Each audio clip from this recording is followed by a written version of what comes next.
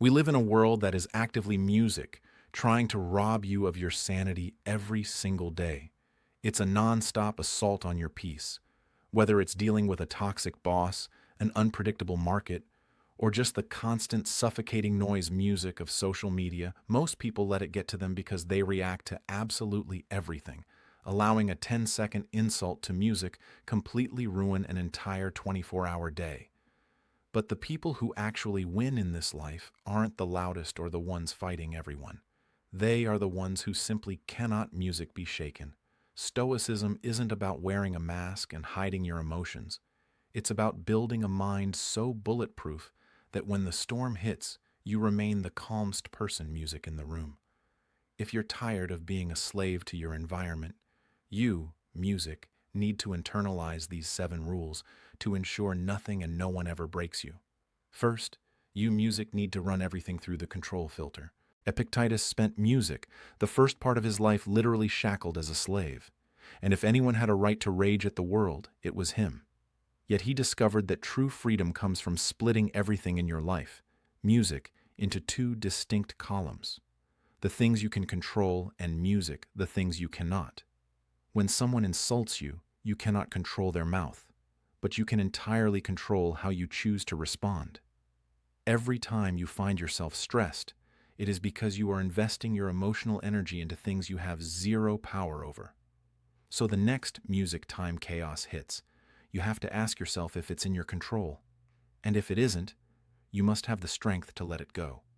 Second, you have to choose not to be harmed.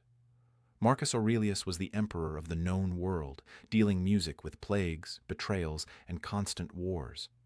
But he reminded himself in music, his journal, to reject the sense of injury because without your own internal consent, the injury itself disappears. An insult, music, is just vibrations of air traveling through space with no physical weight, and it only hurts because your brain, music, decides to catch it and turn it against yourself. When someone tries to provoke you, they are essentially holding out a burning piece, music, of coal. And if you get angry, you are the one reaching out to grab it and burn your own hands. Third, you need to music practice the 48-hour rule to create a gap between reality and your reaction. The modern world rewards speed, music, pushing us to reply and react instantly. But that immediacy, music, is the absolute enemy of calm. When you react the very music second you are triggered, you aren't acting as a leader.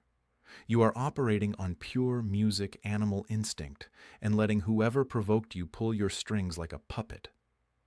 When you receive a text that makes your blood boil or news that panics, music, you force yourself to do absolutely nothing for a while, because once you let the initial chemical dump, music, drain out of your body, you can look at the situation clearly without the useless drama your brain invented in the music first 5 seconds. Fourth, you must adopt the mindset of amorati, music, which means learning to love the friction instead of just tolerating it. Most people live in a state of constant music passive resistance, constantly whining about why bad things are happening, music to them on any given day. A weightlifter doesn't walk into the gym and complain that the barbell is heavy because the music weight is the entire point of the exercise. When life throws a massive obstacle or a betrayal in your face, you have to stop looking at music it as a tragedy and start viewing it as the raw fuel you need to test your philosophy and sharpen, music, your character. Fifth, you need to consistently utilize the perspective shift to zoom out from your immediate surroundings. We get so completely caught music up in our own tiny microdramas that we genuinely believe our current argument or financial stress is, music, the absolute center of the universe. The Stoics used to look at themselves from above, imagining their city, music, their country, and eventually the entire planet as a tiny blue dot spinning in an infinite silent void. Music. Realizing that your current problem is just a fraction of a second in the grand timeline of human existence doesn't mean your life doesn't music matter. It just means your problems aren't nearly as heavy as you're making them out to be. Sixth, you have to music willingly step into voluntary discomfort so you don't become soft and dependent on your environment. We live in a culture completely addicted to comfort where people music actively panic the moment the internet goes down or their food delivery is running late. If you spend a few days every month intentionally eating the music cheapest food, taking cold showers, or turning off your phone for the weekend, you prove to your subconscious that you can comfortably survive the things you normally fear. Once you master discomfort on your own terms, nobody music can manipulate you with the threat of taking your luxuries away. Seventh, you must live with the constant awareness of your own mortality, keeping in mind that your time on this earth is music finite. While this concept can feel heavy at first glance, it is actually the most incredibly freeing realization you can have because music instantly strips away all the superficial nonsense that wastes your daily energy. Every single person who is currently trying to make your life miserable or pull you into their chaos has a limited amount of time here, music, just like you do. The arguments and social media drama you are losing sleep over won't matter at all in the grand scheme of your life journey. Your time on this rock is music ticking away with every single breath you take.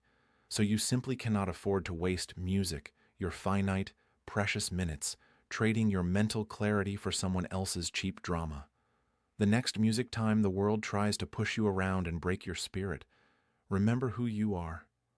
You are not a fragile leaf meant to be blown around by every passing wind. You are the solid rock that the waves desperately music break against.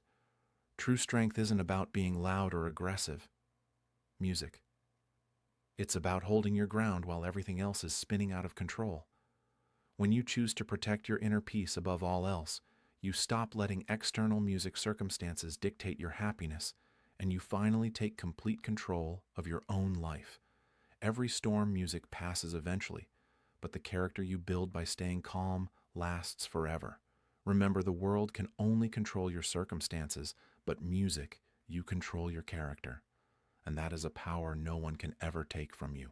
And before we close out today's video, music, it's important to recognize that the biggest enemy to your calm isn't usually what's music happening outside of you, but the mental loops happening inside your own head.